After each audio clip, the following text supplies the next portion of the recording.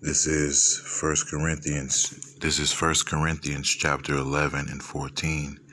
Doth not even nature itself teach you that if a man have long hair, it is a shame unto him? First and foremost, I give all praises, honor, and glory to Yahweh, Ba'ashem, Yahweh Shai, Ba'ashem Rakah Kadash. Double honors to the apostles and elders of Great Millstone. Salutation to you, Akim, pushing this word with true sincerity and with charity. All right, now I want to go into this lesson, because you have men that are making excuses for disobeying the law. Okay. Matter of fact, let me get a scripture on that. Right, and this is the reason why you got guys that are Paul bashers. They're basically saying that the writings of Paul are not inspired by Yahweh Ba'ashem Yahushua, which is simply not true. Okay, this is First Corinthians chapter 14 and 37. If any man think himself to be a prophet or spiritual, let him acknowledge that the things that I write unto you are the commandments of Yahweh. So Paul was letting you know that the things that I write on you, because, you got to think about it. Paul was taught directly from Yahweh Shai himself. Okay. So the things that he wrote, were a direct commandment, man. All right. And you got guys calling themselves chief priests and all that, but they ignore these scriptures, man. All right. Right. And this is 1 Thessalonians 5 and 22, right? Abstain from all appearances of evil, okay? And basically for a man to have long hair, that's an appearance of evil, okay? Because you have, let me get a scripture of this. Let me get a scripture on this, man. All right. Okay. Now, this is Wisdom of Solomon, chapter 14 and 26. And I'm going to start at 24. They kept neither lives nor marriages any longer undefiled, but either they one slew another treacherously or grievously aggrieved him by adultery, right? Which is black culture, right? Nigga culture. It's all about adultery, right? Murder. All right. I can murder you. I can sleep with your wife. Okay.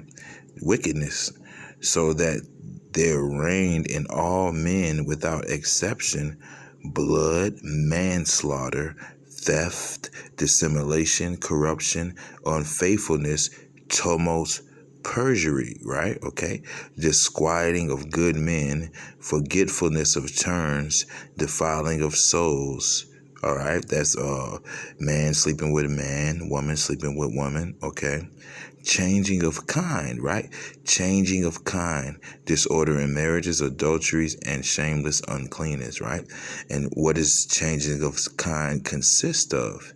Okay, making yourself to look like something that you are not. Okay, that is a man trying to make himself look like a woman, or a woman trying to make herself look like a man. When the scriptures give you strict commandment against that. Let me get a scripture on that. All right. Right. This is excuse me. This is Deuteronomy chapter 22 and 5. The woman shall not wear that which pertaineth unto a man, neither shall a man put on a woman's garment, for all that do so are an abomination unto Yahweh thy power. So for a man to dress like a woman is an abomination, and for a woman to dress like a man is an abomination. Okay?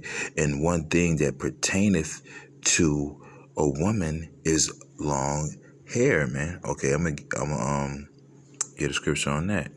Right, well, basically I'm just gonna read further down Kind of thought it was like separate. I don't know why I thought that, but this is 1 Corinthians 11:15. Does not even nature itself teach you that if a man have long hair, it is a shame unto him? But if a woman have long hair, it is a glory to her, for her hair is given her for a covering. All right. So, in that same chapter, it's telling you that a woman's glory is her hair. That's what pertains to a woman. Now, you do have certain instances where you have somebody who may take the vow of a Nazirite, okay? But due to the Passover, the vow of the Nazirite is broken every year, okay? So that means every year you're polling your hair, as the priest did. All right. Let me get a scripture on that. Okay. And get a scripture on that. This is Ezekiel 44, and I'm going to start at 19. And when they go forth into the utter court, even in the utter court to the people, they shall put off their garments wherein they minister, and lay them in the holy chambers. And they shall put on their garments, and they shall not sanctify the people with their garments. Neither shall they shave their heads, nor suffer their locks to grow long. Okay, so these guys talk about being priests, but the scriptures tell you that a priest, and this was, the priesthood back then, which we are all coming into being a nation of kings and priests. So this pertains to all of us at this point. All right. Okay, nor suffer their locks to grow long. So they skim over scriptures like this that tell you that a priest, his hair is not to grow, his locks are not to grow long. They shall only poll their heads. All right. Now I'm going to go into the definition of poll their heads, right? Right. Okay. This is the word for poll.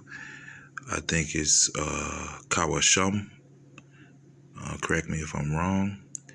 It says to cut, clip, trim, or shear. Okay. All right. So they're supposed to cut their hair to a certain length. Not too long, not too short. Not let a razor come upon their head.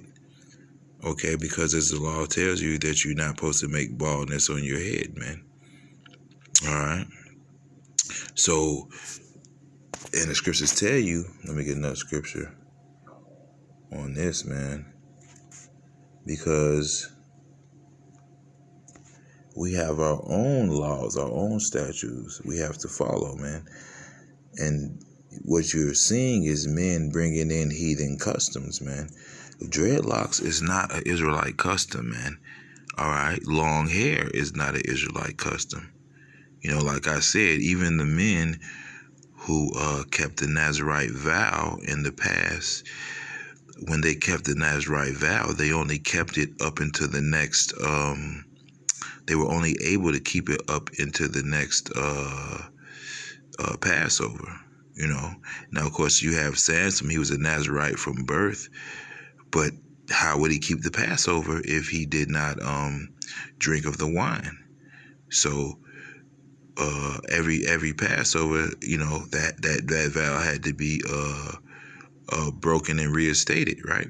This is Jeremiah 10:2. Thus saith Yahweh power, learn not the way of the heathen, and be not dismayed at the signs of heaven, for the heathen are dismayed at them. All right, so we're not supposed to learn the way of the heathen. As the scripture says, be ye separate, man. You shall keep my laws, you shall keep my statutes. So the laws, according to, the scriptures, are the ones in our forefathers. Those are the ones we're supposed to keep. As the scripture says, we're supposed to seek the old path, seek the old ways. The old ways things were done. All right. The things that we're being taught now, we got to break away from that, man. And you got certain men that don't want to do that. Okay.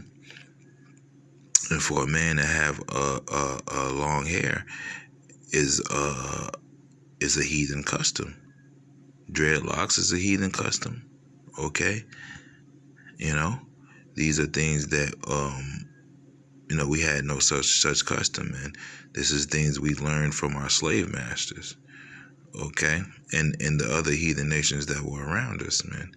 You know, so these are things that because men are vain, man. A lot of guys are vain, man. You know, and they make you vain. That's why the scriptures call them children that are corrupters, man. You got guys that actually worship their hair, worship their dreadlocks, man. And these are not our customs, man. So we got to go back into the ways of our forefathers and fashion ourselves after that. Seek the old past, where is the good way, as the scripture says, man. And that's how we have a mind like Yahweh Shai, man. Other than that, we're just another fucking heathen nation, man. But that's all I had. It's a little lesson I wanted to do. I hope it was edifying. With that, I'd like to give all praises, honor, glory to Yahweh, Ba'ashem, Yahweh Shai, Ba'ashem, Rekakadash, the Barna City Apostles and Elders of Great Millstone. Salutation to you, Akim, pushing this word with true sincerity, with charity, presenting your bodies as a living sacrifice. We who are ready to live salute you. Shalom and Abba Ball.